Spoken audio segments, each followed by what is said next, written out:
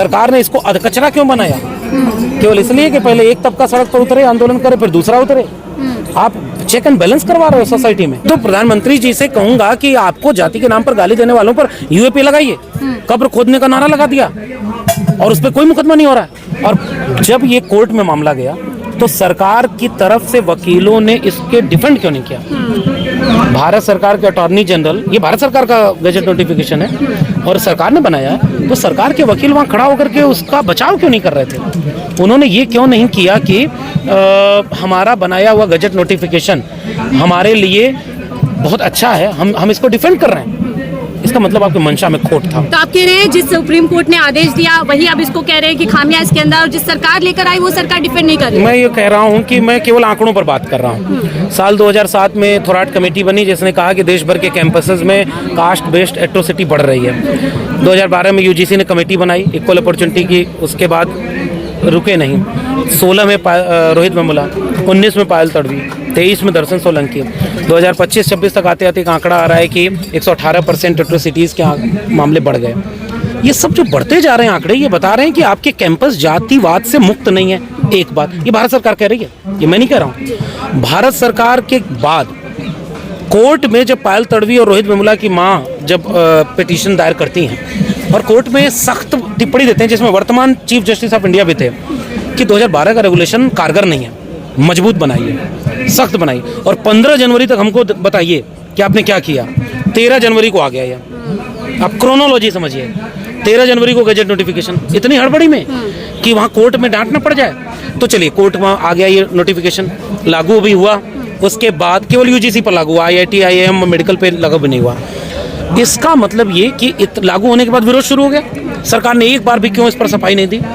UGC ने एक बार भी क्यों क्लियरिफिकेशन क्यों नहीं दिया कि जो समाज सड़क पर उतरा है ये उसके विरोध में नहीं है? इसमें AWS शामिल है, इसमें महिला और दिव्यांग में कोई भी हो सकता है, और इसमें जो है एट्रोसिटीज़ का डिस्क्रिमिनेशन, ये टाइप ऑफ डिस्क्रिमिनेशन यही है, इसका दुरुपयोग रोकने का प्रावधान ये है। सरकार चुपचाप तमाशा देख रही है। सुप्रीम कोर्ट भी तो तुरंत संज्ञान में आता है, जबकि इसी देश में किसानों ने लंबे समय के लिए देखा आंदोलन किया, उनकी सुनवाई कहीं नहीं होती सालों सालों तक। अब उन पर क्या बोला जाए, वो लोग बहुत जल्दी आहत हो जाते हैं, कंडेम्ड ऑफ कोर्ट भी लगा देते हैं। लेकिन SIR पर सुनवाई आज तक चल रही है, रोक नहीं लगी। इस पर रोक लग गई और 2 महीने का टाइम मिल गया। दबाव देख रहे हैं आप? मैं क्या बोलूं, उस पर देश देख रहा है, मुझे बोलने की क्या जरूरत है? लेकिन स्वर समाज सड़क पर आ गया, अभागा अपने आप को बोल रहा है, कह रहे हैं आप गधों को घोड़ा बनाने की कोशिश की जा रही है, इस तरीके की भाषा का इस्तेमाल। इससे ज्यादा बुरा मुझे तब लगा जब देश के प्रधानमंत्री को उनकी जाति के नाम पर गाली दी गई। मैं बहुत आहत हुआ। जो कहता था कि मेरे लिए केवल गरीब और अमीर ही एक जाति होती है, उस प्रधानमंत्री को, इतने महान प्रधानमंत्री को, नॉन बायोलॉजिकल, जाति के नाम पर तेली उली लिख करके पता नहीं क्या क्या अपमान कर रहे थे। एक पर भी कोई मुकदमा नहीं हुआ। और मोदी नारे लग रहे थे, कब्र खोदने वाले, कब्र खोदने वाले। मैं बहुत आहत हूँ कि ये नारा प्रधानमंत्री के खिलाफ लगा। लेकिन ओबीसी के राजा बन गए ना प्रधानमंत्री, लग रहा है आपको? अब अगर ये पास हो जाता तब तो बन जाते। अब तो ओबीसी ये पूछ रहा है कि इतना खराब बनाया क्यों? ये तो इसका मतलब आपने साजिश कर दी हमारे साथ। इस देश का ओबीसी एक सवाल कर रहा देश के प्रधानमंत्री से कि कोई नियम ऐसा बनाया जाता है जैसे मंडल कमीशन बना था, 9 जजेस की बेंच बैठी थी और कोर्ट में पास हो गया, और आपने ऐसा नियम बनाया कि पहली हियरिंग में रोक लग गई। तो इसका मतलब आप हमारा ओबीसी SC ST को धोखा दे रहे थे, और दूसरी तरफ आप एक तबके को भड़का दिया कि उसके खिलाफ है, तो आप उसके हित समाज कैसे बनोगे? अच्छा, आप इतना दिन ये चला, आज चली कोर्ट ने रोक लगा दी, आपका मंत्री बयान देगा कि हम ओबीसी के साथ अन्याय नहीं होने देंगे? आप कहेंगे कि हम ओबीसी को इसमें से निकलने नहीं देंगे? मान लीजिए 2 महीने बाद भारत सरकार इसमें से ओबीसी को निकाल दे तो क्या करेंगे? लेकिन सर गाइडलाइन तो सर्वदलीय नेताओं ने सबने मिलकर के बनाई है ना? वो नहीं, गाइडलाइन नहीं, वो तो एजुकेशनल पार्लियामेंट्री कमेटी है। कमेटी ने तो अपना प्रस्ताव दे दिया, दिग्विजय सिंह उसके अध्यक्ष थे, तो उन्होंने एक प्रस्ताव ये भी दिया कि प्राइवेट एजुकेशनल इंस्टीट्यूशन में रिजर्वेशन दे दो SC ST OBC को। उसको क्यों नहीं माना? जो तुम्हें अच्छा लगा वो मान लिया और ऐसा दस्तावेज बनाया। मैं तो कह रहा हूँ ये बहुजनों के साथ धोखा था, और जाति जनगणना जैसी मांग को छिपाने के लिए आप ऐसा प्रावधान तुरंत ले आ रहे हो। वो भी कोर्ट के दबाव में ले आ रहे थे। 15 जनवरी को डेट थी, 13 जनवरी का नोटिफिकेशन है ये, और हड़बड़ी में आप ले आए। पहले सड़क पर विरोध करवा दो। इंदिरा जयसिंह ने बोला ना इस मामले के समर्थन करने वालों ने भी तो इसका जो है ठीक से प्रतिरोध नहीं दर्ज करा है, तभी तो सुप्रीम कोर्ट पर दबाव नहीं बना। ये पक्ष नहीं गया ना कि वहाँ पर कुछ लोग सुप्रीम कोर्ट में जो वकील थी इसके पक्ष में इंदिरा जयसिंह, उन्होंने बयान, उनका बयान ऑन रिकॉर्ड है कि हमारा पक्ष सुने बिना इस कानून पर रोक लगाना ठीक नहीं है। आप ये क्या है कि सड़क पर एक तबके से कानून व्यवस्था की मुश्किल पैदा करा दो और उसके बाद कानून पर रोक लगा दो, ये तो अच्छा हो गया। तो आप क्या इससे ये पैगाम दे रहे हैं कि दूसरा समाज फिर सड़क पर उतरे और फिर ये करे वो करे? बीजेपी यही चाहती है, वो सबको आपस में लड़ा देना चाहती है। भाई न्याय देने का काम एक सवर्ण ने किया था, विश्वनाथ प्रताप सिंह मंडल लागू किया था, तमाम तरह की आलोचना। स्वर्ण समाज कहता है अगर हम गद्दी पे बैठाना जानते हैं तो उतारना भी। मैं उस पर कोई टिप्पणी नहीं करूंगा, ये सब हल्की बातें वो लोग कर रहे हैं। गुलाल जो उड़ाए गए, क्या लग रहा है ये मैसेज देने का काम है, मैं उनसे कोई बात नहीं करूंगा। मैं केवल भारत सरकार से पूछूंगा कि इतना बड़ा प्रोटेस्ट सब हुआ, एक मुकदमा आपने किसी पर नहीं किया, और गोरखपुर विश्वविद्यालय का एक निवर्तमान छात्र संघ अध्यक्ष था, पुलिस कॉलर पकड़ के घसीट के ले जा रही थी।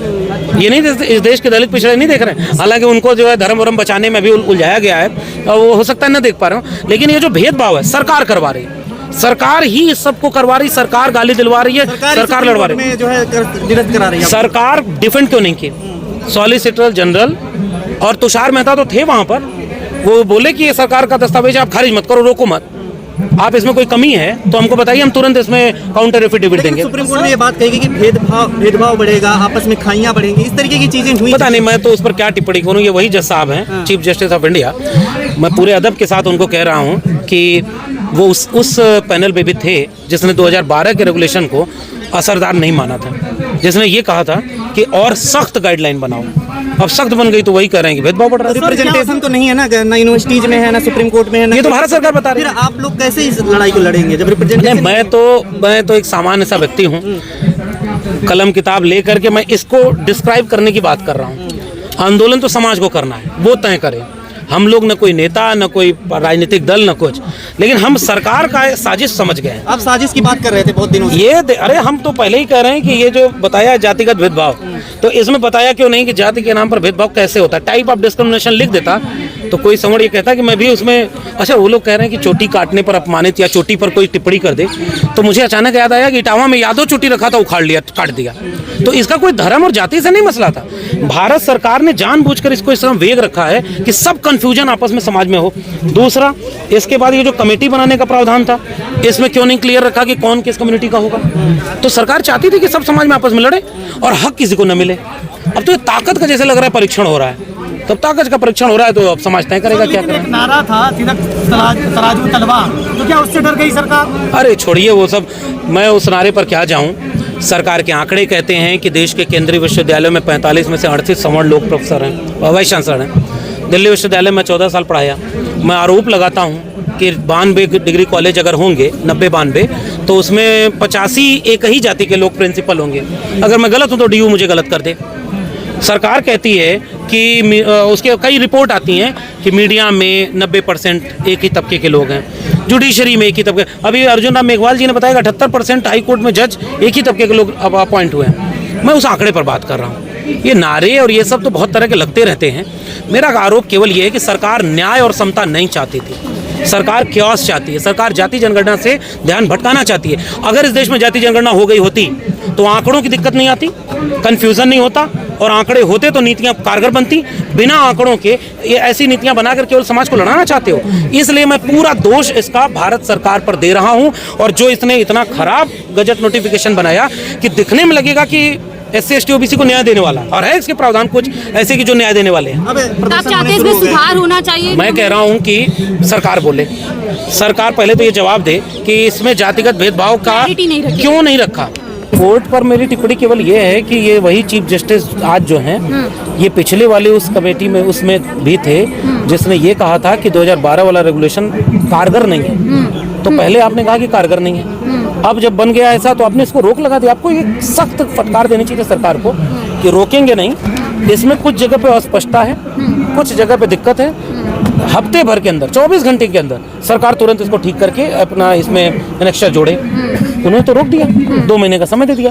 अब जो ऊपर जो समाज में माहौल है उसको टेस्ट कर रहे हो आप कि कौन वोट बैंक मेरा नाराज हो रहा है, कौन सड़क पर आ रहा है, फिर किस पे मुकदमा लगाऊंगा, फिर किसको जेल में डालूंगा। ये सब सरकार करवा रही है। सरकार की मंशा अगर होती ना तो VP सिंह या मंडल कमीशन की तरह रिपोर्ट बनती।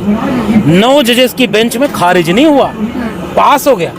न्याय और समता देने के लिए ऐसे प्रावधान बनाए जाने चाहिए जो इतने हल्के ना हो कि आप कोर्ट में जाकर के उसको पास ना होने दें। इसलिए सरकार की मंशा है, सरकार समाज में तनाव फैलाना चाह रही है। सरकार अभी भी अगर वाकई आपकी हितैषी हो तो आप एक नया बिल तुरंत इंट्रोड्यूस कर दो, क्लियर करके कर दो और आप अपना पक्ष स्पष्ट कर दो कि आप चाहते क्या हो।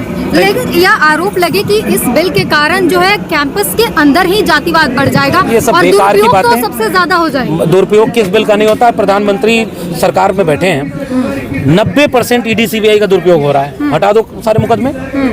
आप दुरुपयोग डाउरी केस से लेकर के हर मामले का दुरुपयोग हो रहा है। दुरुपयोग का इशू गलत है, उसका इसमें कोई सजा थोड़ी दे रहा था और सजा के बाद इसमें अपील करने का प्रावधान था, तब जाकर के अपील कर लेते। आखिरी बात कि सरकार और बाकी लोग जो कह रहे हैं कैंपस में जातिवाद बढ़ जाएगा, ये वही लोग हैं जो मंडल कमीशन लागू होने पर भी कह रहे थे कि अब जातिवाद हो जाएगा।